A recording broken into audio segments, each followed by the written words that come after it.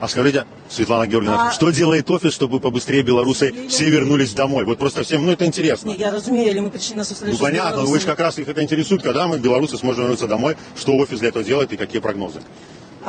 Господарство. Я розумію, що ніякий тиск з боку Сергія. Тільки офіс ніколи не зможе привести Білорусь до перемен. Коли ви тільки розуміли, як це тяжко робити, і кольки на столі у політиків різних проблем, то ви б розуміли, що тримати Білорусь і протягувати сустракатися з новими політиками. Светлана Георгиевна, вы знаете, я в Майами шутил, что вот кто из Майами в Хойники вернется, и там как бы эту шутку поняли, и, по-моему, я увидел, что там никто уже не вернется в Хойники. Так, а может, зачем им тогда бороться, там что-то делать, там, ну что...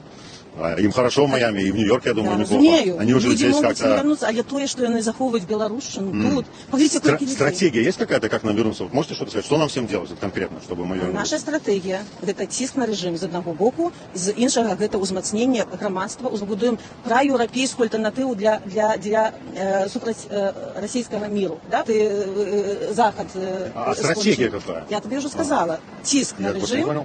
Тиск на режим. Тиск на режим и... Ну вот мы тиснем, сейчас вот он отпускает некоторых политзаключенных, его легитимизируют фактически, там президент Трамп называет его президентом, там сильным лидером, и дальше уже начинает снимать санкции. Ну вот он сейчас отпустит, санкции снимут, и вот мы тиснули, а дальше что? Вот. Как это приводит нас к переменам? Слухай, в Уголі у нас, звісно, трансатлантична єдність, вона завжди була важливою. Коли ми бачимо зараз такий підход президента Трампа більш transactional, допоможете мені по-російськи, транзакційний, так? То, звісно, ми повинні цим моментом користатися і визволяти людей. Это мы визволяємо їх, или Трамп?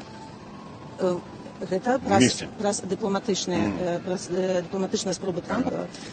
Тиск на режим. Тиск на режим. И мы победим. Тільки про тиск не переможемо.